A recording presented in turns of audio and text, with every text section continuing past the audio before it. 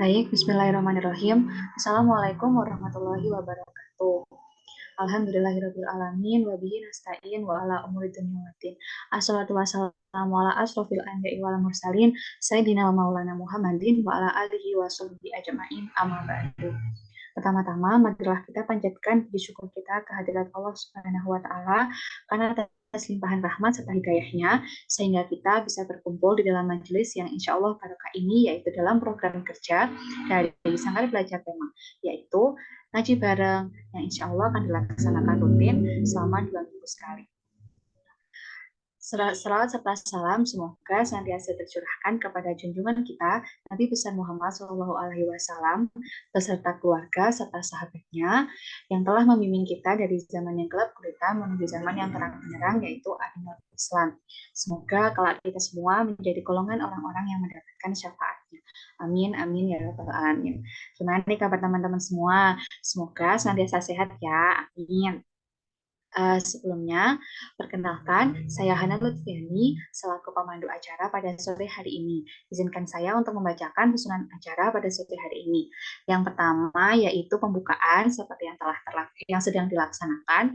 Yang kedua yaitu pembacaan Al-Ma'surat. Yang ketiga penyampaian materi kitab Safinatun Najah. Yang keempat sesi diskusi. Yang kelima pengisian presensi serta dokumentasi dan selanjutnya penutupan.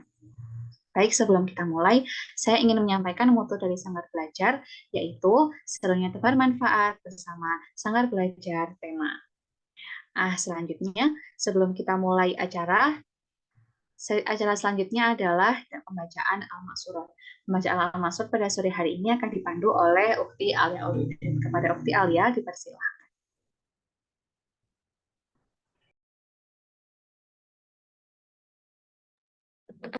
Baik, terima kasih sebelumnya moderator. Sebelumnya, apakah suara saya sudah terdengar jelas? Agak putus-putus tapi terdengar, Kak. Oke, kalau sekarang bagaimana, Kak? Sepertinya jaringannya juga agak sulit. Sudah jelas. Oke, mohon infonya ya Kak, nanti bagi Kak moderator dan teman-teman, jika nanti di pertengahan jalan saya kurang jelas, nanti mohon disampaikan ya. Barangkali dengan off cam mungkin lebih baik gitu. Oke, baik, terima kasih. Em, saya izin membuka dulu ya teman-teman. Bismillahirrahmanirrahim. Wassalamualaikum warahmatullahi wabarakatuh. Ya, Alhamdulillah, sore hari ini kita berkesempatan untuk bertemu lagi ya teman-teman dalam kegiatan rutinan kita, yaitu ngaji kita bareng dengan Kitab Safinatun Najah, di mana pada pembahasan Kitab Safinatun Najah ini merupakan pertemuan yang keempat, seperti itu. Wah, tidak terasa ya teman-teman ya. Alhamdulillah kita sudah mempelajari banyak nih. Sudah kira-kira sampai beberapa ya, saya lupa, tapi kiranya di pertemuan 4 ini sudah mendapatkan banyak sekali ya, seperti itu. Jadi sebelum kita mulai pembahasan kitab Safinatun Najah, marilah kita bersama-sama membaca Al-Ma'surat ini atau zikir yang kita gunakan untuk membaca zikir petang, seperti itu. Dan harapan semoga acaranya berjalan dengan lancar. Kita juga senantiasa selalu dilindungi oleh Allah dari segala mara bahaya apapun, seperti itu. Oke, mari teman-teman bisa membaca bersama ya, sesuai dengan yang sudah di-share screen oleh panitia. Oke, saya izin memimpin ya teman-teman. أعوذ بالله السميع العليم من الشيطان الرجيم بسم الله الرحمن الرحيم الحمد لله رب العالمين الرحمن الرحيم مالك يوم الدين إياك نعبد وإياك نستعين اهدنا الصراط المستقيم صراط الذين أنعمت عليهم غير المغضوب عليهم ولا الضالين الرحمن الرحيم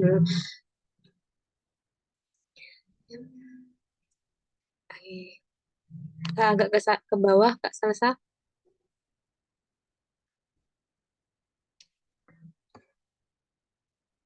Bismillahirrahmanirrahim. Alif Lam Mim. ذلك الكتاب لا ريب فيه هدى للمتقين الذين يؤمنون بالغيب ويقيمون الصلاة ومما رزقناهم ينفقون والذين يؤمنون بما أنزل إليك وما أنزل من قبلك وبالآخرة هم يوقنون أولئك على هدى من ربهم وأولئك هم المفلحون الله لا إله إلا هو الحي القيوم لا تأخذه سنة ولا نوم له ما في السماوات وما في الأرض من ذا الذي يشفع عنده إلا بإذنه يعلم ما بين أيديهم وما خلفهم ولا يحيطون بشيء من علمه إلا بما شاء وسع كرسيه السماوات والأرض ولا يؤوده حفظهما وهو العلي العظيم لا إكراه في الدين قد تبين الرشد من الغي فمن يكفر بالطاغوت ويؤمن بالله فقد استمسك بالعروة الوثقى لا انفصام لها والله سميع عليم الله ولي الذين آمنوا يخرجهم من الظلمات إلى النور والذين كفروا أولياؤهم الطاغوت يخرجونهم من النور إلى الظلمات أولئك أصحاب النار هم فيها خالدون لله ما في السماوات وما في الأرض وإن تبدوا ما في أنفسكم أو تخفوه يحاسبكم به الله فيغفر لمن يشاء ويعذب من يشاء والله على كل شيء قدير آمن الرسول بما أنزل إليه من ربه والمؤمنون كل آمن بالله وملائكته وكتبه ورسله لا نفرق بين أحد من رسله وقالوا سمعنا وأطعنا غفرانك ربنا وإليك المصير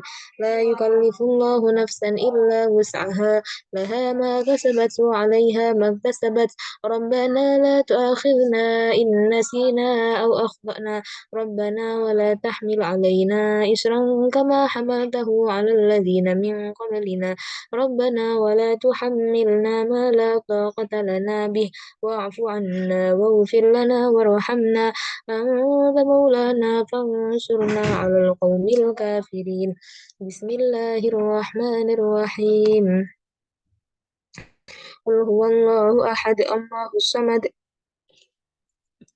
Oh ya, baik. Terima kasih Kak Hana atas informasinya. Mungkin saya izin off-cam aja ya teman-teman, karena di laptop saya juga ada informasi terkait sinyal yang kurang baik.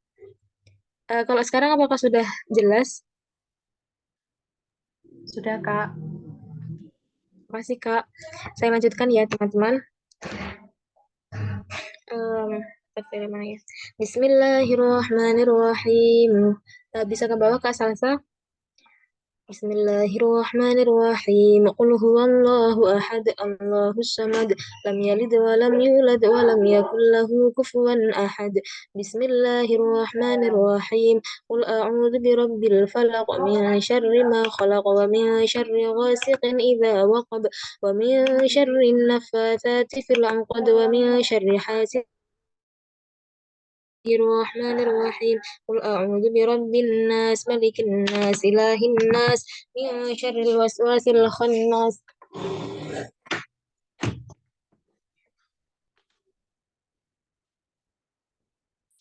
الذي يوسوس في صدور الناس من الجنة والناس أمسينا وأمسى الملك لله والحمد لله لا شريك له لا إله إلا هو وإليه المصير أمسينا على فطرة الإسلام وكلمة الإخلاص وعلى دين نبينا محمد صلى الله عليه وسلم وعلى ملة أبينا إبراهيم حنيفا مسلما وما كان من المشركين اللهم إني أمسيت منك في نعمة وعافية وستر فأتم علي نعمتك وعافيتك وسترك في الدنيا والآخرة اللهم ما أمس بي من نعمة أو بأحد من خلقك فمنك وحدك لا شريك لك فلك الحمد ولك الشكر يا ربي لك الحمد كما ينبغي لجلال وجهك وعظيم سلطانك رضيت بالله ربا وبالإسلام دينا وبمحمد نبيا ورسولا سبحان الله وبحمده عدد خلقه ورضا نفسه وزنة عرشه ومداد كلماته. بسم الله الذي لا يضر مع اسمه شيء في الأرض ولا في السماء وهو السميع العليم. اللهم إنا نعوذ بك من أن نشرك بك شيئا نعلمه ونستغفرك لما لا نعلمه. أعوذ بكلمات الله التامات من شر ما خلق. اللهم إني أعوذ بك من الهم والحزن، وأعوذ بك من العجز والكسل، وأعوذ بك من الجبن والبخل، وأعوذ بك من غلبة الدين وقهر الرجال. اللهم عافني في بدني، اللهم عافني في سمعي، اللهم عافني في بصري. اللهم إني أعوذ بك من الكفر والفقر. اللهم إني أعوذ بك من عذاب القبر. لا إله إلا أنت. اللهم أنت ربي لا إله إلا أنت، خلقتني وأنا عبدك وأنا على عهدك ووعدك ما استطعت. أعوذ بك من شر ما صنعت. أبوء لك بنعمتك علي وأبوء بذنبي فاغفر لي فإنه لا يغفر الذنوب إلا أنت. أستغفر الله العظيم الذي لا إله إلا هو الحي القيوم وأتوب إليه. اللهم صل على سيدنا محمد وعلى آل سيدنا محمد كما صليت على سيدنا إبراهيم وعلى آل سيدنا إبراهيم. وبارك على سيدنا محمد وعلى آل سيدنا محمد كما باركت على سيدنا إبراهيم وعلى آل سيدنا إبراهيم في العالمين إنك حميد مجيد. سبحان الله والحمد لله ولا إله إلا الله والله أكبر. لا إله إلا الله وحده لا شريك له، له الملك وله الحمد وهو على كل شيء قدير. سبحانك اللهم وبحمدك أشهد أن لا إله إلا أنت، أستغفرك وأتوب إليك. اللهم صل على سيدنا محمد عبدك ورسولك النبي الأمي وعلى آله وصحبه وسلم تسليما عدد ما أحاط به علمك وخط به قلمك وأحصاه كتابك. ورضى اللهم عن ساداتنا أبي بكر وعمر وعثمان وعلي وعن الصحابة أجمعين وعن التابعين وتابعيهم بإحسان إلى يوم الدين. سبحان ربك رب العزة عما يصفون وسلام على المرسلين والحمد لله رب العالمين. قل اللهم مالك الملك تؤتي الملك من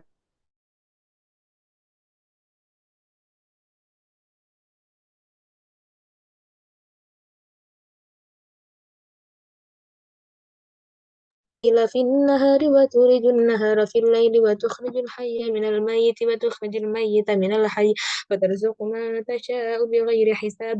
اللهم إن هذا إقبال ليلك وإدبار نهارك وأشمات دعاتك فاغفر لي. اللهم إنك تعلم أن هذه القلوب قد اجتمعت على محبتك والتقت على طاعتك وتوحدت على دعوتك وتعاهدت على نصرة شريعتك. فوثق اللهم رابطتها وأدم مدها واهدها سبلها واملأها بنورك الذي لا يخفى واشرح صدورها بفيض الإيمان بك وجميل التوكل عليك وأحيا بمعرفتك وأمتها على الشهادة في سبيلك إنك نعم المولى ونعم النصير. اللهم آمين. وصل اللهم على سيدنا محمد وعلى آله وصحبه وسلم. Amin ya rabbal alamin. Alhamdulillah teman-teman pembacaan Al-Ma'surat atau zikir petang sore hari ini alhamdulillah sudah selesai. Semoga kita semua bisa mendapatkan manfaat barokahnya ya amin. Dan ya mungkin bisa dicukupkan pembacaan zikir petangnya atau Al-Ma'surat ini saya kembalikan ke moderator. Terima kasih. Masya Allah, terima kasih Kak Alia atas bimbingannya memandu pembacaan Al-Ma'surat pada sore hari ini. Alhamdulillah, alamin pembacaan Al-Ma'surat telah selesai. Semoga dengan membaca Al-Ma'surat bersama, kita semua senantiasa diberikan kesehatan, dilindungi, dan dijauhkan dari mara bahaya. Amin, amin ya rabbal alamin. Serta semoga dengan pembacaan Al-Ma'surat ini bagi teman-teman yang sedang sakit juga semoga senantiasa segera diberikan kesembuhan. Amin, amin ya rabbal alamin. Mohon maaf saya izin off cam karena jaringan dan juga kameranya sepertinya agak terganggu. Baik, acara selanjutnya kita akan masuk ke acara inti yaitu penyampaian materi mengenai kitab Safinatun Najah yang akan disampaikan oleh Ukhti Alia Alwidat. Kepada Ukhti Alia Alwidat dipersilahkan.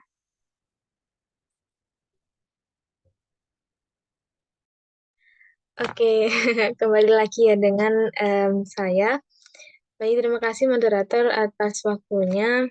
Di sini, oke teman-teman kita sudah masuk ya ke acara inti yaitu pembahasan tentang Safinatun Najah. Oke, jadi di pertemuan 4 ini kita akan membahas tentang najis ya teman-teman.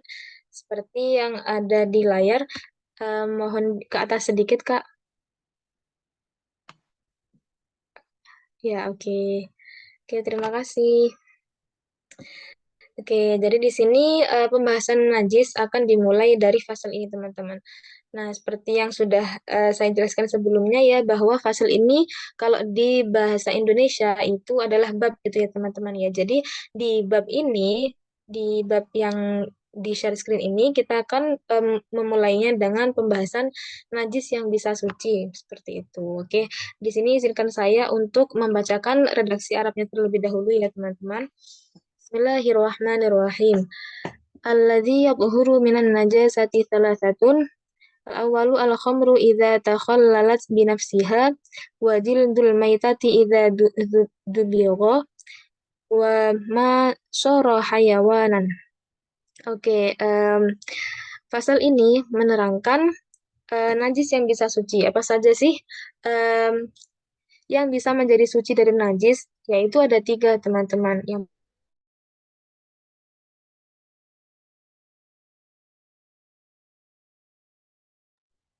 Halo, Kak Alia, suaranya terputus.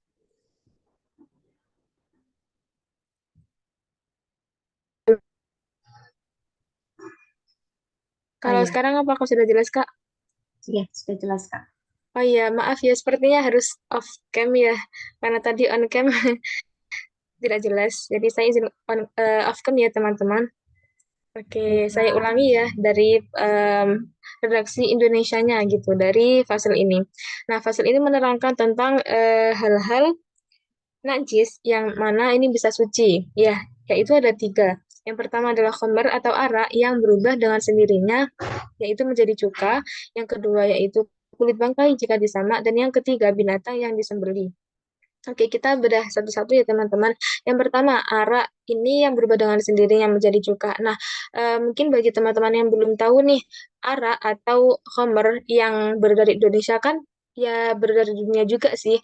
Kayak gitu kan semua kan najis ya sifatnya dan haram untuk dikonsumsi seperti itu. Nah, tapi jika arak itu dibiarkan dengan sendirinya apalagi dibuka ya, dibuka di tempat terbuka kayak gitu, dia itu akan menguap gitu teman-teman, menguap dan hilang sifat kekhomerannya kayak gitu dan lama-kelamaan dia akan berubah menjadi cuka. Nah, ketika dia sudah dibiarkan lama dan berubah menjadi cuka, itu dia sifatnya sudah tidak najis lagi, dia suci dan bisa dikonsumsi. Kalau arak itu sudah berubah menjadi cuka seperti itu.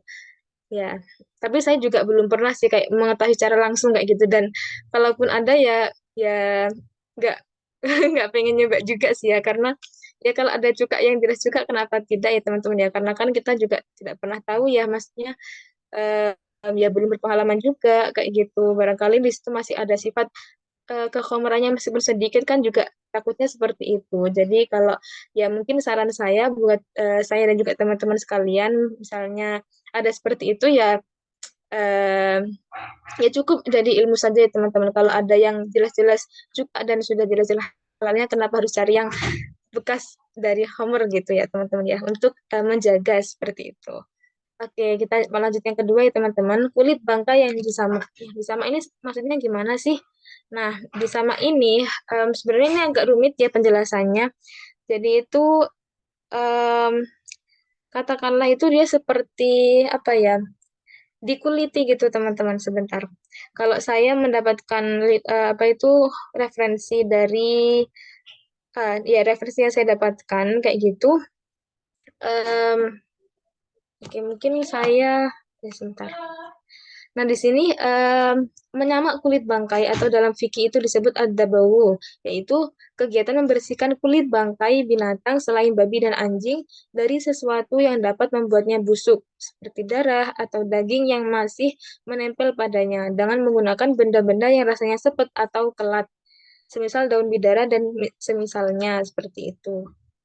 Nah, jadi itu dia menguliti em, hal-hal yang bisa dimanfaatkan lagi gitu teman-teman. Contohnya, tapi ini selain binatang yang najis ya, seperti babi dan anjing kayak gitu. Nah, kan teman-teman tahu ya, jika binatang itu sudah menjadi bangkai, sudah mati, itu kan sifatnya najis ya, dan najis dan tidak bisa dikonsumsi seperti itu karena dia najis.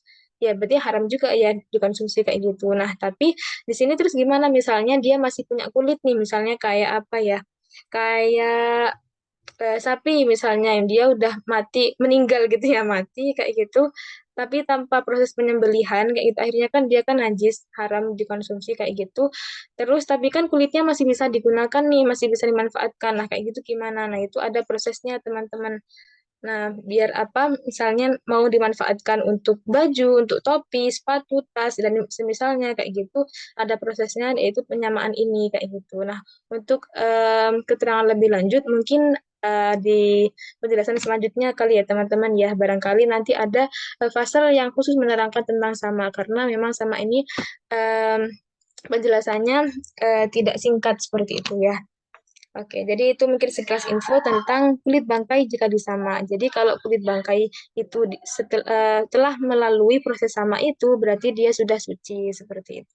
Dan yang ketiga, yaitu binatang yang disembelih. Jadi sudah jelas ya teman-teman ya. Tapi disembelih ini tentunya juga melalui proses atau prosedur yang halal juga ya teman-teman ya, yang baik dan benar kayak gitu. Jadi gimana sih emang proses penyembelihan yang halal dan benar itu?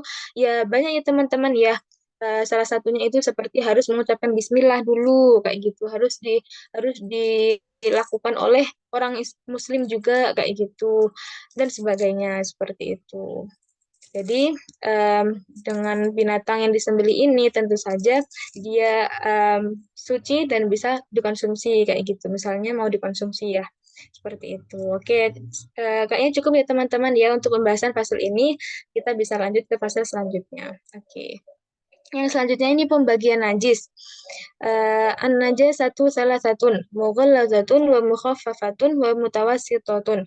Al-mughallazatu najasatul kalbi wal khinziri wa far'uhu ahadihima wal mukhaffafatu baulu sabiyyi alladhi lam yat'im ghairal labani wa lam yablughil haulain wal mutawassitatu sairun najasati. Nah, penjelasan di fasal ini yaitu menjelaskan pembagian najis, teman-teman. Nah, di sini najis itu dibagi menjadi tiga. Apa aja ya? Yang pertama mughaladzah, yang kedua mukhafafah, dan yang ketiga mutawasitoh. Nah, ini urutannya ini dari yang paling berat ya, atau yang paling iya, yang paling berat gitu ya, yang paling besar kayak gitu, dimulai dari mughaladzah, terus yang sedang itu ada mukhafafah, dan yang paling ringan itu ada mutawasitoh kayak gitu. Nah, mughaladzah ini adalah najis anjing dan babi beserta anak-anaknya kayak gitu. Nah, ini najis apa aja ya kayak gitu. Jadi, misalnya nih kita terkena air liurnya, terus terkena apa ya, terkena jilatannya gitu ya dan sebagainya dari si anjing dan babi ini, maka itu dinamakan najis mughaladzah teman-teman kayak gitu. Terus misalnya kotorannya kayak gitu dan sebagainya ya, karena ini tergolong berat jadi ya tentu saja cara mensucikannya berat ya teman-teman ya, dan tidak sesimpel ketika kita mensucikan najis yang lain seperti itu. Selanjutnya, mukhaffafah adalah kencing bayi yang belum makan apapun selain ASI dan belum mencapai 2 tahun. Nah, di sini lebih spesifiknya ini kencing bayi laki-laki ya, teman-teman ya.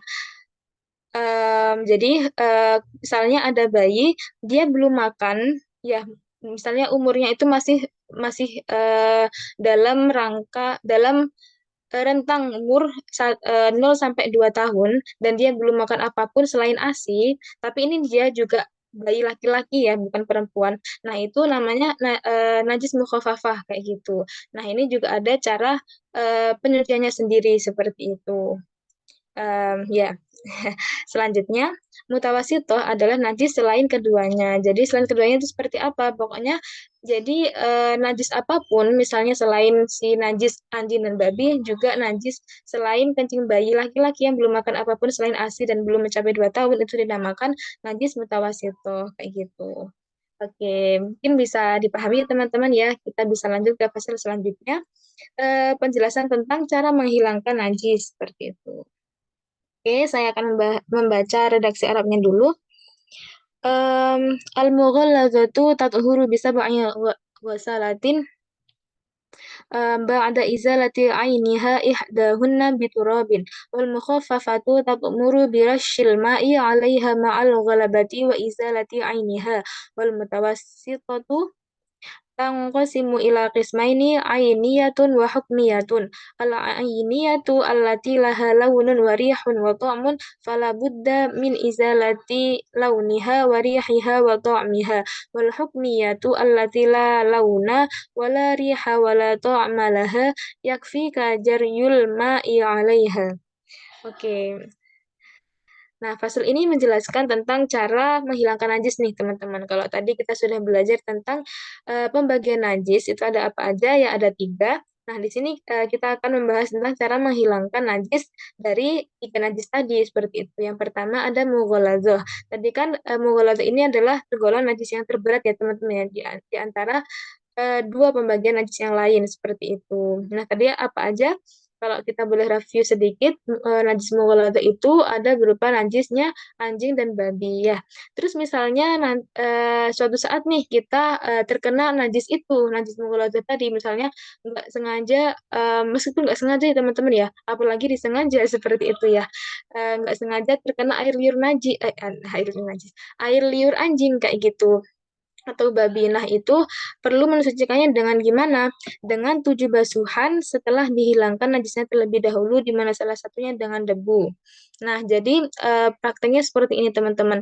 Misalnya ya, terkena air liurnya itu di tangan ya, bagian kanan, seperti itu. Nah, cara mensucikannya itu kita harus membasuh, tidak cukup dengan dibasuh aja tersuci ya, teman-teman. Kita perlu membasuhnya sebanyak 7 kali. Misalnya disiram pakai air gitu ya. Nah, salah satunya itu harus dibersihkan dengan debu. Jadi misalnya kita basuh 3 kali. Habis itu yang keempat itu em, kita campurkan dengan debu seperti itu, teman-teman. Jadi debunya itu dibasuhkan ke tangan, ya digosok-gosokkan, diusapkan ke tangan kayak gitu. Terus juga boleh debunya itu dicampur air itu tadi. Terus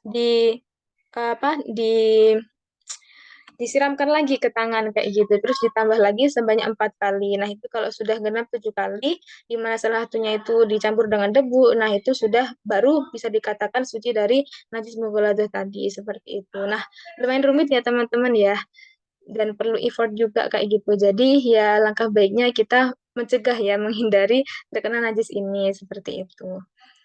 Oke, kita bisa lanjut. Cara mensucikan najis mukhafafah. Gimana caranya? Dengan hanya memercikkan air di atasnya disertai menghilangkan najisnya seperti itu. Nah, tadi kan contohnya mukhafafa ini kan najis bayi laki-laki ya. Bayi laki-laki ya, kencing bayi laki-laki yang belum makan apapun selain ASI dan belum mencapai umur 2 tahun kayak gitu. Nah, itu cara mensucikannya enggak itu teman-teman, enggak rumit, cukup membersihkan air saja seperti itu di atasnya. Ya, pertama mungkin dihilangkan dulu ya najisnya, habis itu pas di bagian tubuhnya si bayi tadi cukup dipercikan air aja udah cukup gitu, teman-teman. Ya, jadi memang semudah itu kayak gitu. Tapi misalnya si bayi laki-laki ini di umur 1 tahun dia sudah makan bubur nih kayak gitu. Nah, itu sudah tidak bisa dikatakan mukhafafah dan dia harus disucikan dengan cara mensucikan najis mutawasito kayak gitu. Karena dia tidak memenuhi kriteria dari najis mukhafafah tadi gitu ya. Oh, sebenarnya ini ya. Maaf teman-teman, tadi urutannya kan saya bilang ya kalau 1, 2, 3 itu yang terberat, terus tengah itu terus yang ringan. Sebenarnya yang paling ringan itu yang ini ya, yang mukhafafah. Sebentar, masih ada tahu bulat lewat. Bentar ya. Oke, kayaknya masih jelas ya suara saya.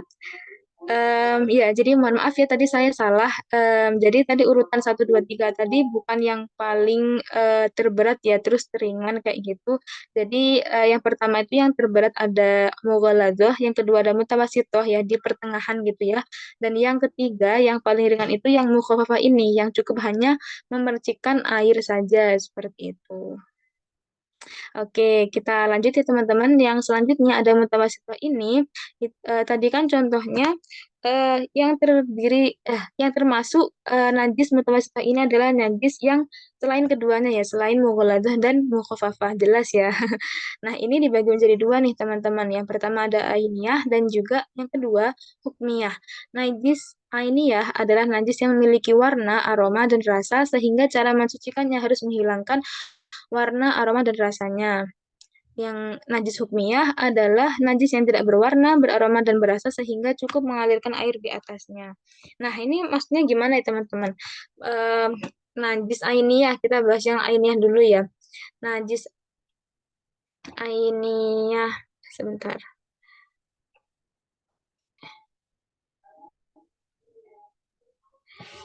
Misalnya nih kita melihat ada najis kotoran ayam kayak gitu. Nah, misalnya ada di latar kita ya kayak gitu, latar kita dan misalnya rumah kita itu kita kondisikan suci nih kayak gitu. Jadi kan setiap ada najis itu harus segera dihilangkan kayak gitu kan karena ya apa itu mengganggu kesucian rumah kita begitu kan. Nah, misalnya ada kotoran ayam ya tiba-tiba di halaman kayak gitu di teras. Terus kan itu kan udah jelas ya, ada warnanya nih, ada bentuknya, ada aromanya. Dan kalau rasakan ya nggak mungkin ya kita rasakan dulu. Ini udah jelas lah kayak gitu, udah jelas terlihat di mata kayak gitu. Nah, itu dinamakan najis ainiyah. Itu salah satu contoh dari najis ainiyah ya.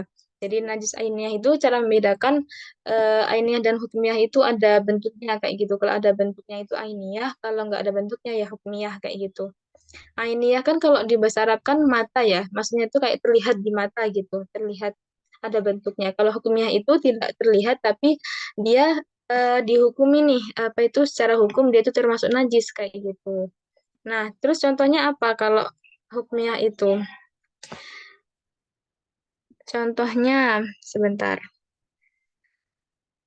Misalnya kayak tadi ya, kalau tadi kan yang mukhafafa itu kan kencing bayi laki-laki ya, yang belum makan apapun dan belum berumur 2 tahun. Misalnya ini ada kencing bayi perempuan kayak gitu. Nah, di mana itu kencing bayi perempuan ini dia telah mengering dan tidak meninggalkan bekas apapun kayak gitu. Tadi kita lihat nih dia tuh pipis di situ kayak gitu, tapi karena mungkin kita lupa ya belum segera mensucikannya kayak gitu.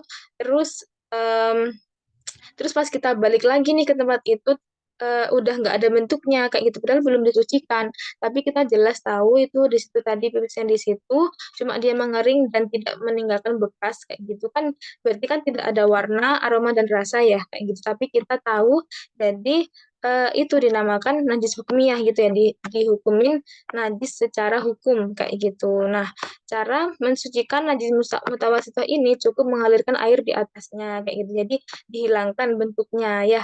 Jadi dihilangkan dulu yang tadi ya kalau ada bentuknya maupun tidak ya kita hilangkan dulu ya apa itu najis tadi baru kita em, alirkan air kayak gitu. Jadi baru apa tempat itu tadi sudah bisa dikatakan suci seperti itu. Kira-kira bisa bisa dipahami teman-teman ya. Ya kiranya kenapa sih kok harus menghilangkan najisnya dulu baru kita alirkan air kayak gitu kan?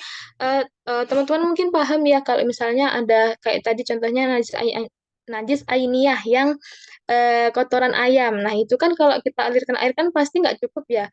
Ya mungkin bersih, tapi kan masih ada sisanya ya kayak bekas-bekasnya kayak gitu. Nah, kan berarti kan tidak cukup ya. Kalau masih ada bentuknya, masih ada warnanya, aromanya kan kayak gitu, berarti kan masih ada najis kayak gitu. Nah, lebih memudahkan dan biar lebih jelas sucinya itu ya harap teman-teman untuk mensucikan dulu ya, membersihkan najisnya dulu baru mengalirkan airnya. Kayak gitu. Kira-kira bisa dipahami ya, teman-teman? Oke, mungkin kita bisa lanjut ke fase selanjutnya.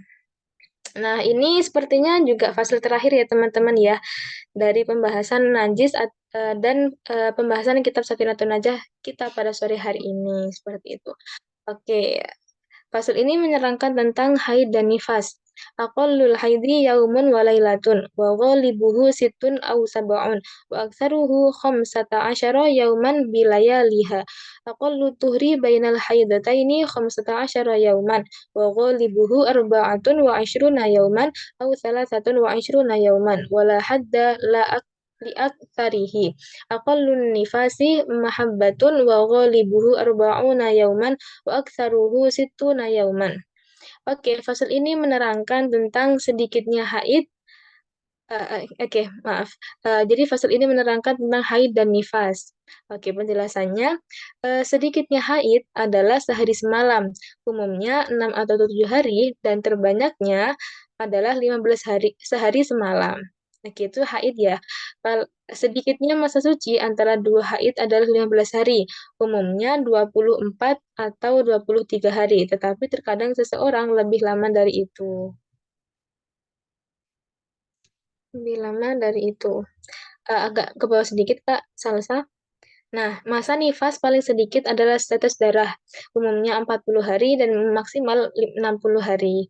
Nah, mungkin teman-teman sudah paham ya, jadi mari kita review bersama, mengingat kembali bersama kayak gitu ya, bahwa ya kalau di hukum Islam ini menerangkan sedikitnya haid itu adalah sehari semalam, teman-teman. Jadi jangan heran misalnya nih, eh, teman-teman pernah atau punya teman ya mengalami seperti itu ya memang ada seperti itu misalnya dia tuh mengalami cuma keluar sehari semalam kayak gitu habis itu seterusnya nggak keluar lagi nah itu apakah normal ya normal saja kayak gitu karena memang ada kayak gitu karena itu juga termasuk sedikitnya haid kayak gitu ya sehari semalam tapi umumnya biasanya itu perempuan itu mengalami haidnya itu ya 6 sampai 7 hari seperti itu nah maksimalnya dihukum haid itu 15 hari sehari semalam kayak gitu. Jadi kalau misalnya dia di hari ke-16 kok masih keluar darah itu berarti bukan dinamakan haid ya, tapi mau apa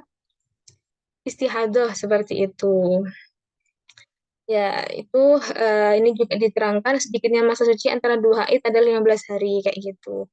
Jadi sedikitnya itu 15 hari teman-teman. Jadi misalnya teman-teman dan ini kan memang rumit ya teman-teman ya. Kayak gini tuh harus dihitung ya, harus ditandai nih teman-teman kapan teman-teman datang haid, kapan suci. Terus misalnya datang haid lagi di selanjutnya itu jaraknya itu berapa hari kayak gitu teman-teman.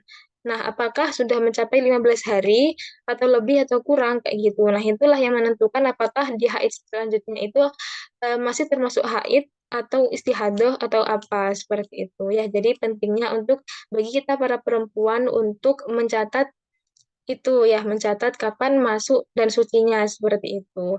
Pun juga bagi yang laki-laki juga penting ya teman-teman karena nanti kan kelak misalnya sudah memiliki pasangan berumah tangga kayak gitu kan nanti bisa membantu mengingatkan pasangannya. Misalnya jika mengalami seperti itu bisa membantu nih bisa membantu mengingatkan oh kamu berarti apa itu ini termasuk haid nih, kamu termasuk istihadah dan sebagainya seperti itu ya. Jadi bisa diingat-ingat ya teman-teman kalau sedikitnya haid itu sehari semalam, misalnya teman-teman mengalaminya itu ya nggak apa-apa, itu berarti termasuk haid kayak gitu ya kalau sudah sehari semalam itu. Misalnya cuma sehari semalam itu. Lalu apa misal umumnya juga 6 sampai 7 hari dan maksimalnya 15 hari. Bisa diingat juga sedikitnya masa suci antara dua haid adalah 15 hari. Umumnya 24 atau 23 hari, tetapi terkadang seseorang lebih lama dari itu. Sedangkan nifas ini teman-teman kan belum merasakan ya, tapi bisa banget ini buat ilmu untuk kelak nanti ya, untuk bekal nanti bahwa masa nifas itu ya atau darah yang keluar ketika setelah melahirkan ya paling sedikit itu adalah tetes darah umumnya itu selama 40 hari dan maksimalnya selama 60 hari. Oke, jadi kiranya sudah cukup ya teman-teman pembahasan tentang haid dan nifas ini seperti itu dan kiranya juga sudah cukup pembahasan Safinatul Najah pada pertemuan kali ini pada sore hari ini begitu ya teman-teman. Mungkin selanjutnya bisa tanya jawab ya barangkali ada yang mau didiskusikan atau dibahas kembali nih seperti itu. Saya kembalikan lagi ke moderator. Baik, alhamdulillahirrahmanirrahim. Terima kasih banyak Kak Ukti Alia atas penyampaian materinya. Yang pada sore hari ini kita eh, banyak membahas mengenai jenis najis, juga cara menyucikannya, juga tentang haid dan nifas. Nah, dari teman-teman nih, kira-kira ada nggak yang mau didiskusikan atau ada yang ingin ditanyakan dari materinya Kak Alia? Bisa langsung, mungkin langsung open mic atau bisa juga menanyakannya atau menyampaikannya di kolom chat Zoom.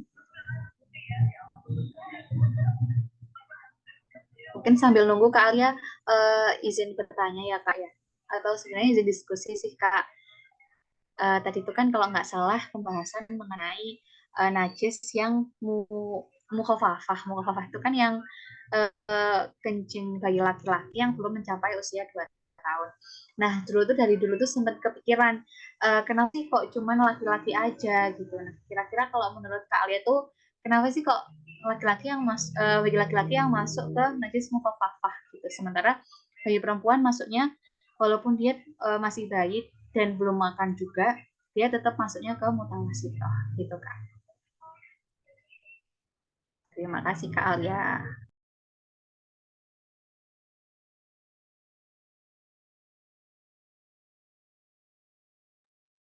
Eh, Oke, baik. Terima kasih. Eh, Mohon maaf sebelumnya suaraku jelas nggak, Kak Hana? Jelas Kak, sudah jelas. Terima kasih. Oke, pertanyaannya sangat menarik ya, sangat bagus sekali kayak gitu dan memang cukup kritis juga kayak gitu ya. Dan sebenarnya memang perlu ya teman-teman ya kita sebenarnya terkadang itu perlu untuk mengetahui kenapa sih kok gini, alasannya kenapa. Tapi juga nggak semua ya bisa dikritisi kayak gitu karena ini terkadang juga ada hukum yang langsung diberikan oleh Allah dan hanya Allah yang tahu seperti itu. Nah, sebenarnya dulu waktu saya diajarin itu juga pernah ya kayak gitu. Apa itu sempat ada teman yang bertanya, Mohon maaf Kak, gimana Kak? halo, nggak jelas tadi terpotongkah? Agak putus-putus. Oh ya maaf. Iya, Ya sudah aku Kak. maafkan aja ya. Oke, jadi apa dulu sempat anu juga waktu saya belajar di pesantren kayak gitu di mempelajari tentang bab ini juga kalau dari saya pribadi sih saya termasuk orang apa ya mungkin karena saya yang baru mengetahui ilmu itu gitu ya jadi pada awal-awal tuh ya jadi saya cuma manut-manut aja nih termasuk kaum yang manut aja kayak gitu ya yang oh gitu oh gini oke oke kayak gitu doang kayak gitu ya kalau dia bilangin hukum gini ya nurut kayak gitu gini ya tapi nggak yang sampai tanya kayak gitu ya mungkin saya kurang kritis ya nah tapi ada teman saya nih yang bertanya kenapa kok bisa kayak gitu kenapa kok ya terkesannya mungkin sedikit kurang adil ya kalau kita masih belum tahu alasannya seperti itu em, nah saya juga terus akhirnya dari jawaban Ustadz itu saya agak lupa ya tapi seingat saya itu ada perbedaan em, kenapa kok apa itu hukumnya seperti itu? Karena ya memang sebenarnya kan hukum apa itu hukum seperti ini dan ilmu itu semua itu kan sudah kan Allah ya yang punya ya. Jadi sebelum ada penelitian pun kayak gitu, sebelum ada em, ya kajian-kajian ilmu seperti ini ditemukan oleh ilmuwan kayak gitu tuh sebenarnya sudah ada sejak zaman dahulu kayak gitu ya. Bahkan ada di Al-Qur'an dan beberapa sumber-sumber Islam seperti itu. Nah pun juga sudah dibahas oleh di beberapa literatur apa itu kitab kuning gitu ya oleh ulama-ulama terdahulu seperti itu. Nah, seingat saya itu beliau bilang bahwa ternyata ada perbedaan kencing kencing atau urin dari bayi laki-laki dan perempuan gitu, Kak Hana. Jadi kenapa? Karena apa ya? Sepertinya itu kalau saya tidak salah itu kencingnya laki-laki itu lebih ringan daripada perempuan kayak gitu. Jadi lebih ringan pun juga apa ya, katakanlah kalau tidak ada seratnya atau gimana ya, ini secara saintis gitu ya, secara saintis kayak gitu. Jadi ya itulah hebatnya kenapa kok misalnya zaman dahulu itu belum ada penemuan seperti ini tapi sudah dibahas kayak gitu. Sehingga itu menunjukkan kenapa karena lebih ringan, dipercaya lebih ringan, jadi akhirnya si kencing bayi laki-laki ini, apalagi yang dia cuma makan ASI ya, cuma minum ASI dan tidak makan apapun dan belum umur 2 tahun itu termasuk najis mukhafafah yang ringan dan cara mensucikannya pun juga lebih mudah kayak gitu ya. Beda dengan perempuan yang meskipun dia belum sama kayak laki-laki tadi, tapi karena bentuk kencingnya itu berbeda gitu ya, lebih mungkin ya lebih berat atau lebih ya najis mutawasito atau sedang tadi ya. Kayak gitu sih seingat saya tentang kencing itu tadi. Terus dan apa tadi apa kenapa kok cuma 2 tahun ya? Iya, Kak. Kenapa cuma 2 tahun? Karena apa ya? Tapi saya takut juga ya salah ya. Tapi kalau misalnya diingat kembali kan biasanya kan kalau umur 2 tahun kan sudah mulai makan apapun ya kayak gitu umumnya sih, tapi nggak semua kayak gitu. Umumnya kan sudah mulai dikasih makan yang lain ya selain ASI kayak gitu ya oleh orang tuanya barangkali yang lembut-lembut kayak gitu kan apa bubur dan sebagainya kayak gitu. Jadi makanya em, Jadi makanya cuma 2 tahun kayak gitu. Tapi mungkin biar lebih jelasnya kayak gitu ya. Mungkin saya izin buat PR ya. Siapa Kak Hana dan juga teman-teman biar lebih valid gitu ya jawabannya ya. Biar lebih mantap. Jadi saya izin buat PR dan disampaikan di pertemuan selanjutnya gitu ya Kak Hana ya. Jadi kurang lebih kalau untuk saat ini jawabannya masih sederhana seperti itu ya. Gitu sih Kak Hana. Baik, terima kasih Kak Alia atas jawabannya. Alhamdulillah ini kayak jadi pengetahuan baru juga ya kenapa kok laki-laki sama perempuan ini kalau misalkan usia di bawah 2 tahun yang jadi najis mukhafafah ini cuma laki-laki yang salah satunya kalau dari penjelasan saintis karena ternyata kencing laki-laki sama perempuan ini emang beda dari zatnya juga gitu ya Kak. Mungkin dari teman-teman ada yang ingin ditanyakan atau didiskusikan. Mohon izin bertanya, Kak. Silahkan Kak Nadia. Oke, terima kasih atas kesempatannya, Kak moderator. Dan sebelumnya terima kasih kepada Kak Alia atas materi yang sudah disampaikan pada hari ini, yang insightful banget. Jadi di sini saya izin bertanya. Tadi kan sudah dibahaskan mengenai macam-macam atau jenis-jenis najis. Nah, saya tertarik dari pembahasan Kak Alia mengenai najis yang bisa menjadi suci. Tadi kalau nggak salah ada ngebahas tentang kulit bangkai dan lain sebagainya, Kak. Nah, maksudnya bisa diulang kembali nggak, Kak? Soalnya tadi takut salah paham gitu loh. Jadi intinya minta tolong untuk dijelaskan kembali mengenai najis yang bisa berubah menjadi suci. Terima kasih. Oh ya, baik. Terima kasih Kak Nadia atas pertanyaannya. Jadi mungkin kepada operator bisa minta tolong di share screen kembali ya terkait fasel tadi yang pertama yang bahas tentang itu biar lebih ada gambarannya juga. Ya, fasel yang najis bisa menjadi suci. Nah, ya itu Kak Salsa. Oke, ini ya Kak Nadia dan juga teman-teman. Jadi saya ulangi kembali. Em, Jadi di fasel ini kan menjelaskan ada tiga nih, ada tiga yang bisa menjadi suci dari najis. Kok nggak enak ya bahasanya? 3 hal, ya ada 3 najis yang bisa berubah menjadi suci, kayak gitu ya. Najis yang bisa menjadi suci. Nah itu ada 3.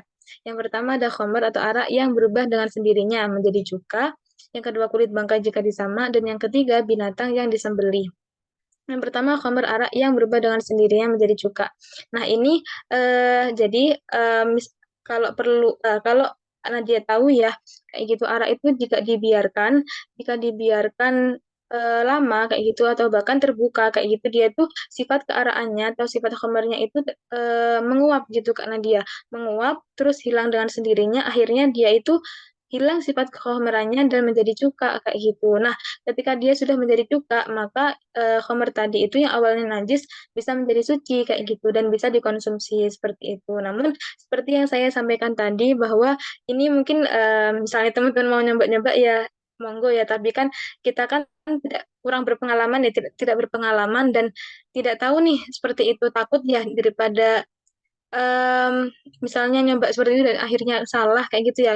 Dan ternyata misalnya nih masih ada setitik atau sedikit sifat kekomarannya, mendingan cari aman aja ya kalau mau nyoba cuka kan ya tinggal beli cuka yang jelas cuka gitu kan ya daripada perubahan dari Homer tadi seperti itu. Jadi ya mungkin ini untuk penjelasan saja sih bahwa yang nomor satu ini merupakan ya salah satu najis yang bisa berubah jadi suci seperti itu ya ketika dia dibiarkan lama dan berubah sendirinya menjadi cuka kayak gitu. Kayak yang kedua itu kulit bangkai jika disama kayak gitu. Nah kan karena dia dan teman-teman kan tentu saja tahu ya bahwa ketika binatang itu mati dengan sendirinya itu kan berarti dia kan najis ya najis dan haram untuk dikonsumsi seperti itu karena dia tidak melewati proses penyembelihan gitu ya penyembelihan yang dengan tepat seperti itu. Nah jadi nah, namun ini kok disama itu maksudnya dikulitin ya, dikulitin. Kan barangkali ya misalnya tadi contohnya ada kan sapi.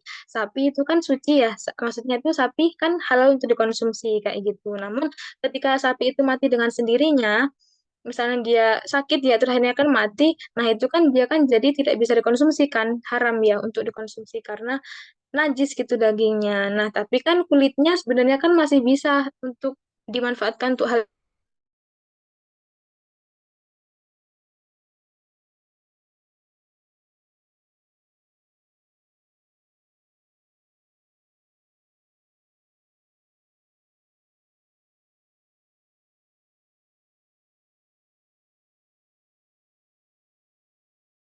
Nadia. Sebenarnya ini juga sedikit sedikit rumit.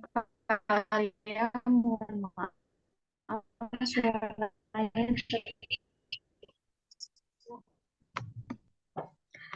Oh ya, kalau sekarang apakah sudah jelas Kak Ana? Sudah, Kak. Oh iya, terima kasih. Emang harus off cam ya. Iya, saya ulangi lagi ya. Jadi sama ini juga nggak cukup hanya dengan menguliti terus akhirnya kulit si bangkai ini jadi suci dan bisa dimanfaatkan itu juga tidak ya. Jadi sama ini pun juga ada prosesnya lagi seperti itu. Nah ini juga lumayan rumit, tapi karena di fase ini kita hanya menjelaskan tentang najis apa saja yang bisa suci. Jadi mungkin dan barangkali ya di fase-fase selanjutnya itu ada menerangkan tentang bagaimana proses sama, nah nanti bisa dijelaskan gitu ya. Jadi ya inilah karena dia penjelasan tentang kulit bangkai yang bisa suci, yang awalnya najis itu bisa suci itu karena dia harus dan sudah melalui proses sama tadi ya, dikuliti dan dengan proses yang lain seperti itu. Dan yang ketiga ini ada binatang yang disembelih. Nah, binatang yang disembelih ini tentu saja em, melalui proses penyembelihan yang baik ya, yang baik dan benar seperti itu sesuai dengan syariat Islam kan mungkin salah satunya yang kan banyak ya apa banyak tata cara penyembelihan yang baik dan benar ya sesuai syariat Islam kayak gitu. Nah, salah satunya kan dengan membaca bismillah terlebih dahulu ya. Terus kan harus dilakukan oleh orang Islam kayak gitu ya, orang Muslim seperti itu. Nah, itu kan ketika sudah melalui proses penyembelihan yang benar, nah baru dia itu suci gitu ya, suci.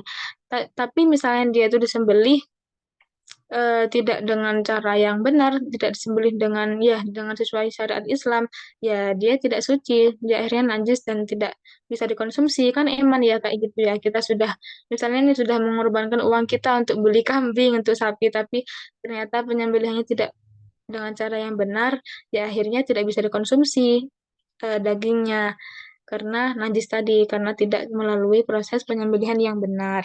Kayak gitu. Dari sini apakah menjawab Kak Nadia? Apakah bisa dipahami? Oke, baik. Alhamdulillah bisa dipahami Kak Alia. Dan boleh izin bertanya lagi tidak Kak? Diskusi sih lebih tepatnya. Iya, boleh Kak. Oke, menarik banget soalnya Kak kalau bahas najis ini. Jadi saya juga dulu lama sih kayaknya waktu SD ya kalau nggak salah saya. Pokoknya pernah dapat cerita dari guru.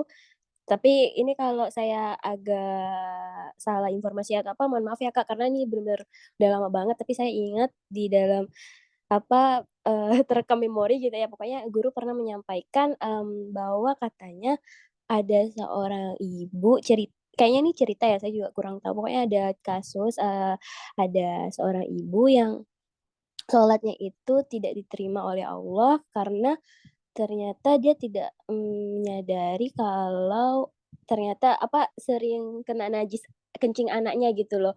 Nah, maksudnya kan harusnya gimana ya? Ya kita sebenarnya paham banget kan di dewasa ini memang kok kencing dan lain sebagainya itu kan najis banget kan Kak, maksudnya menghalangi kita untuk bersuci kayak gitu. Nah, tapi bisa nggak sih Kak, maksudnya untuk membahasnya najis bisa berubah jadi suci gitu, itu kan walaupun udah dijelasin Kakak, cuman ada 3 hal diantaranya itu ada yang kamar arak yang berubah dengan sendirinya menjadi cuka, terus kulit bangkai jika disamak, dan binatang yang disembelih. Nah, bisa nggak kalau dari sepengetahuan Kak Alia gitu, misalnya mohon izin bertanya, jika najis berubah jadi suci itu diantaranya misalnya apa ya intinya tuh niat gimana ya niat atau ketidaktahuannya gitu tentang najis gitu loh Kak. Maksudnya sampai sini nangkep nggak Kak? Maksudnya misalnya kan dia ingin sholat gitu, nauzubillah min dzalik, ternyata dia tidak tahu kalau dirinya itu tidak tidak dalam keadaan suci gitu walaupun ibaratnya bagi dia udah suci gitu. Nah, ujung-ujungnya ternyata ya itu tadi ada yang menghalangi ternyata itu najis kayak gitu Kak. Nah itu kalau misalkan dibarengi dengan niat kan ada juga konon kata orang-orang yang penting apa kalau udah diniatkan apa segala macam itu urusan kita sama Allah Subhanahu wa taala gitu kan ya. Tapi kalau udah bahas najis ini kan sebenarnya agak berat ya Kak. Maksudnya memang kita ya seperti kita pahami kita kalau menghadap Allah harus bersih, suci, apa jauh dari najis dan lain sebagainya. Tapi kalau konteksnya tadi misalnya membahas hal itu bagaimana menurut Kak Ale sendiri? Terima kasih Kak, mohon maaf ya Kak, izin bertanya dan diskusi lagi. Iya, nggak apa, Kak Nadia. Terima kasih ya, pertanyaan sangat menarik. Tapi maaf, tadi ada bagian yang terpotong kayak gitu. Yang selain najis 3 itu, apakah ada lagi? Apa gitu? Kalau contohnya tadi udah jelas, tapi yang itu Oke, terpotong. oke baik saya izin coba menggaris lagi Kak. Jadi yang dari pertanyaan saya terlepas dari di dalam kitab Safinatun Najah ini dituliskan najis yang bisa berubah menjadi suci dengan 3 hal yang udah disampaikan dan dijelaskan Kak Alia itu bisa nggak kemungkinan najis bisa berubah menjadi suci dengan tadi misalnya orang itu tidak tahu kalau itu najis kayak gitu atau hal itu tuh nggak akan berlaku gitu loh Kak, jadi akan fatal seperti yang udah saya sampaikan contoh cerita itu ternyata ada seorang ibu sholatnya tidak diterima karena dia tidak sadar ternyata misalnya kena najis anaknya, tapi kan sebenar-benarnya mungkin ibu itu tidak mengetahui terkena najisnya atau bagaimana kayak gitu atau belum memahami bahwa oh ternyata yang ibaratnya percikan doang gitu tuh udah termasuk najis gitu loh walaupun ibaratnya udah berwudu apa segala macam misalnya kayak gitu. Oh ya, oke. Terima kasih Kak Nadia pertanyaannya. Ini sepertinya juga hampir sama ya dengan pertanyaan yang sebelumnya ya di pertemuan sebelumnya itu Kak Nadia pernah tanyakan, tapi dengan konteks yang berbeda. Jadi di sini kan konteksnya kan apabila ada si ibu tadi atau siapapun ya yang dia itu merasa yakin sudah suci, tapi ternyata masih ada najis yang menempel di dirinya kayak gitu ya. Nah, itu apalagi atau bahkan dia masih belum tahu nih ilmunya kayak gitu. Nah, gimana?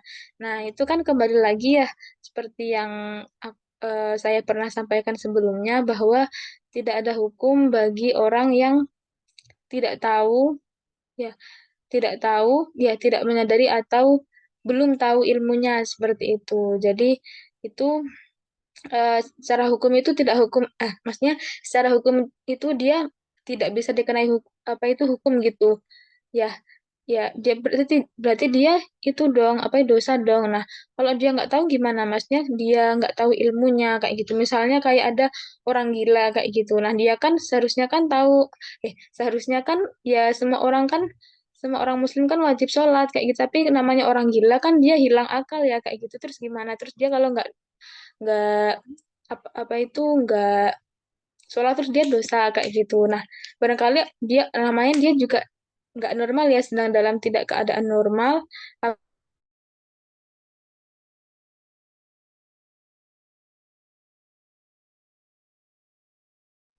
Halo Kak Alia, di saya suaranya terputus, apakah di teman-teman terputus? Iya Kak. Oke, tadi dari mana? Kalau Halo? sekarang Udah jelas belum, Kak? Sudah, Ya, sudah. Kak. Tadi nyampe mana Tadi ya? sampai di ke hukum najis yang orang hilang akal. Oh, iya. Ya, itu Nah, mungkin contoh sedikit tentang orang gila atau yang hilang akal kayak gitu kan. Kan dia kan sedang tidak dalam keadaan normal ya, dan barangkali dia pas masih sehat itu pun masih normal itu pun dia juga belum belajar sama sekali nih kayak gitu. Terus gimana? Apakah dia terkena hukum dosa? Kan juga enggak ya kayak gitu. Nah, itu sebenarnya juga udah urusan Allah sih kayak gitu. Apalagi kan Allah Maha Pemurah kayak gitu ya. Kayak gitu. Jadi kalau kembali lagi hukumnya tadi bagi yang em, dia tidak tahu atau bahkan belum tahu ilmunya, itu tidak ada hukumnya kayak gitu, tidak dikenai hukum seperti itu. Namun bukan berarti terus kita tidak mau belajar nih agar selamanya tidak tahu dan terus tidak kena hukum kayak gitu kan juga tidak ya, karena kan kembali lagi kan kewajiban kita untuk mempelajari ilmu-ilmu Allah, terutama ilmu agama yang sangat em, sangat erat ikatannya dengan kita ya, apalagi dengan sehari-hari seperti ini tentang fikih ya, tentang akhlak seperti itu kan wajib bagi kita untuk mempelajari ilmunya seperti itu dan juga mempraktikkan dalam kehidupan sehari-hari, karena kan kembali lagi ketika kita sudah mempelajari ilmunya kan akhirnya kan itu juga kebaikannya kembali ke kita sendiri ya, misalnya seperti tadi ketika kita em, sudah tahu ilmunya, terus kan akhirnya kan kita selain kita bisa suci kan kita juga bisa bersih kan kayak gitu ya. Jadi tentu saja hukum-hukum yang telah ditetapkan oleh Allah itu semua itu demi kebaikan manusianya sendiri kayak gitu ya. Meskipun ketika menyampaikan hukumnya itu tidak selalu disertai alasan kayak gitu ya. Seperti itu. Jadi nah, makanya lah itu pentingnya seperti tadi ya Kak Hana kan untuk mengetahui kenapa sih kok gini, kenapa sih kok gitu, kayak gitu. Biar lebih mantep juga kayak gitu ya. Biar ketika melaksanakan hukumnya itu tadi, biar lebih mantep. Oh, ini tuh karena gini ya, Masya Allah. Berarti sangat indah ya hukumnya Allah kayak gitu. Sangat indah ya aturan-aturan yang diberikan. Itu tidak semata-mata untuk mengekang atau memberatkan kita. Itu bahkan membantu kita untuk bisa lebih jaga-jaga, lebih hati-hati seperti itu.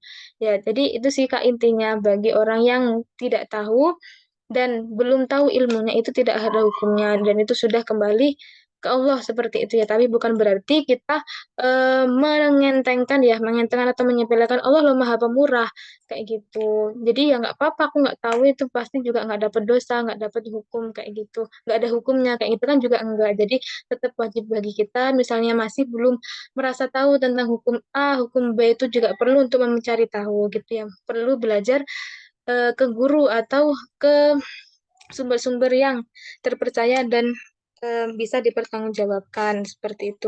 Kira-kira menjawab atau tidak, Kak? Masya Allah, Kak. Jujur udah terjawab. Terima kasih ya, Kak, udah dijelasin sedetail itu. Terima kasih. Ya, terima kasih kembali, Kak Nadia. baik, terima kasih Kak Nadia atas pertanyaannya dan jawabannya dari Kak Alia. Dari teman-teman yang lain, apakah ada yang masih ingin didiskusikan atau ditanyakan? Silahkan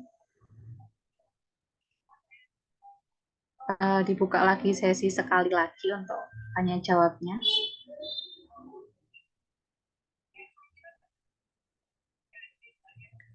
Mungkin sambil menunggu pertanyaan dari teman-teman bisa dengan mengisi link presensi yang sudah dikirim oleh operator di chat Zoom teman-teman.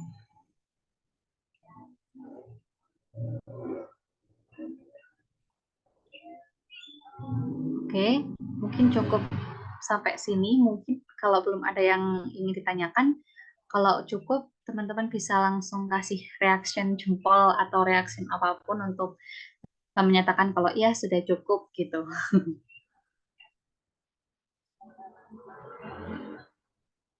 Oke, terima kasih teman-teman semua. Alhamdulillahirrahmanirrahim. Sore hari ini kita telah mempelajari mengenai jenis-jenis najis, tentang cara menyucikannya, serta mengetahui tentang hukum, tentang hitungan haid dan nifas gitu ya.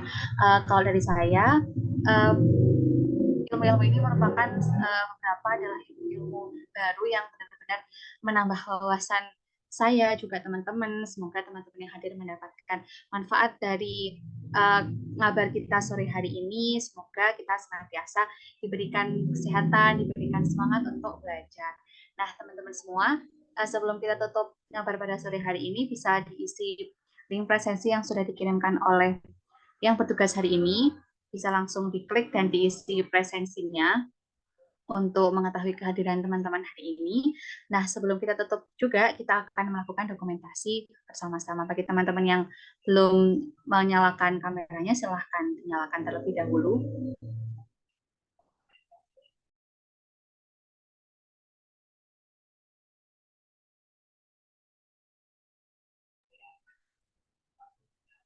Ya, teman-teman, Kak Jess, Kak Ica, Kak Bila, Kak Muammar, ada Bu Intan juga.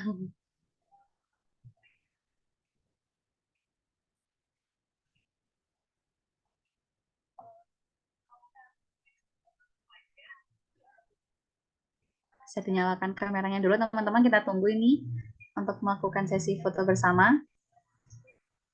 Sudah cukup? Silakan.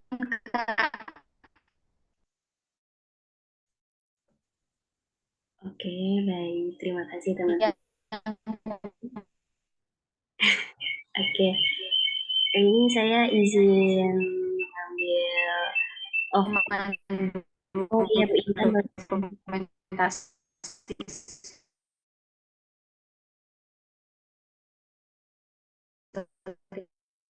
hari ini. Oke, baik. Kak Hana, apakah suara saya terdengar? Terdengar, Kak? Teman-teman, mohon izin ya untuk mengambil sesi dokumentasi. Ini Kak Davi, Kak Jessica, Kak Bila, Kak Ica, dan Bu Intan. Gimana? Saya ambil sekarang atau bagaimana? Saya izin ya. Kita akan mengambil sesi dokumentasi 2 kali.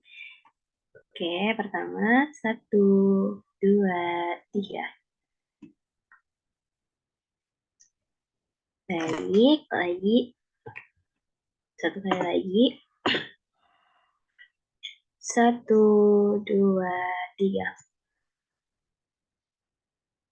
Alhamdulillah sudah. Saya kembali lagi ke Kak Hana. Terima kasih. Terima kasih Kak Salsa atas dokumentasinya. Oke, terima kasih teman-teman semua atas kehadirannya. Bagi yang belum mengisi presensi, silahkan diisi terlebih dahulu. Nanti juga akan dikirimkan oleh yang bertugas ke WhatsApp group juga ya. Sekian dari saya, kurang lebihnya saya mohon maaf. Semoga kita semua senantiasa sehat selalu dan diberikan kesempatan juga semangat untuk dalam menuntut ilmu. Saya tutup. Sekian dari saya. Wassalamualaikum warahmatullahi wabarakatuh. Waalaikumsalam warahmatullahi wabarakatuh. Terima kasih kakak-kakak. Terima kasih Bu Intan. Terima kasih teman-teman semuanya.